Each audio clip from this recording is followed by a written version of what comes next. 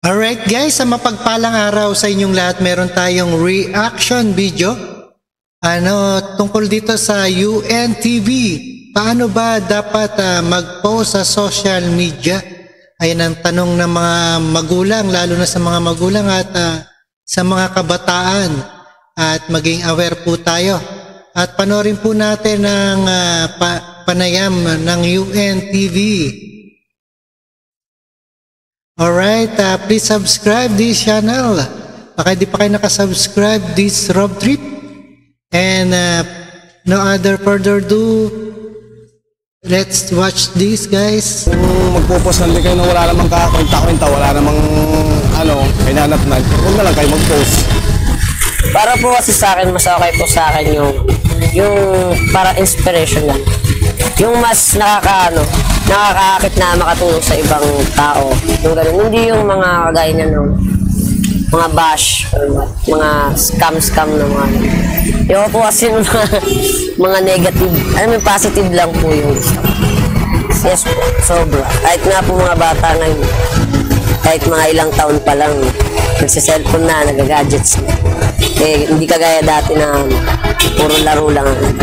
Siyempre, dapat responsableng paggamit. Ginagamit natin siya na tawag dito sa ikabubuti natin at the same time yung mga tawag dito sa netizens, yung common na gamit ng social media sa entertainment tapos sa communication.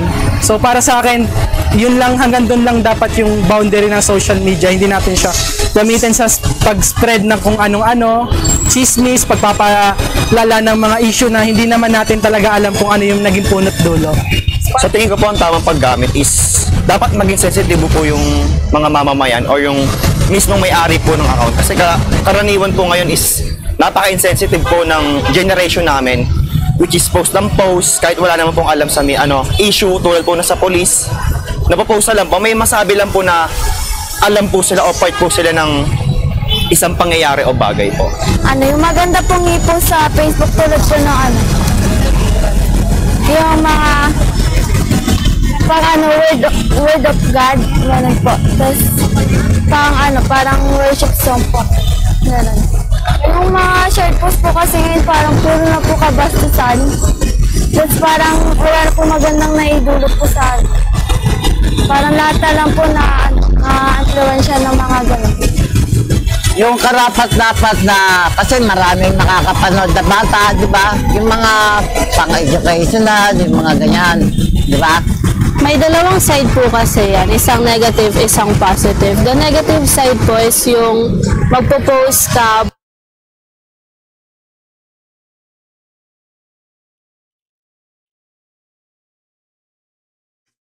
about people na hindi naman dapat, like bullying po, ganon. The positive side is sharing po yung memories ng mga tao sa social media. Ayan. Para po ma-inspire din po yung iba, ganon. Yung mga memories na like yung mga childhood, ganon po, parang may paglalagyak ka. Parang makikita ka pa din ulit.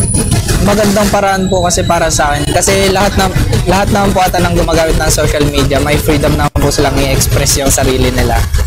As long as alam nila yung mga limitations nila, kasi may mga bawal naman kasi talaga sa social media. Lalo na yung full information mo, syempre, kasi yung mga social media kasi ngayon ginagamit na rin po kasi for scams eh. Kaya mahalaga doon, pag gagamit ka ng social media, pag-isipan mo talaga mabuti kung ano yung mga ipopost mo, gano'n, bago mo siya i-publish. Sa tinatawag na social media age, ang ating opinyon ay mas madaling maipapahayag sa maraming tao. May pagkakataon na kapag naiiba ang opinyon ay pinagmumula ng pagtatalo. Ilan sa mga makatutulong na social media etiquette para maiwasan ang pagtatalo ay ang pag-iwas sa pagpopost kung galit o mataas ang emosyon. Tandaan na lahat ng iyong ipopost ay nakapublic at huwag kalimutan na maging maingat sa paggamit ng salita.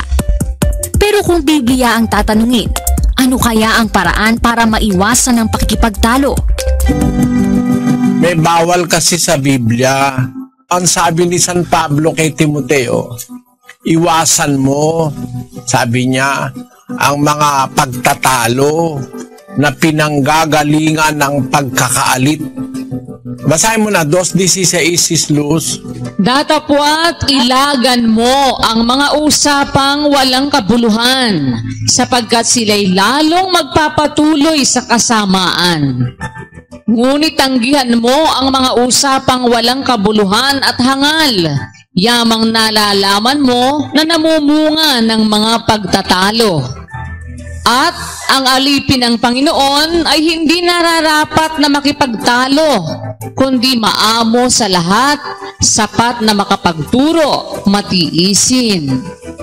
Pagka ang pag-uusap yung mga mahilig sa diskusyon, kapatid, dapat iniiwasan na natin kasi hindi naman sila tumatanggap.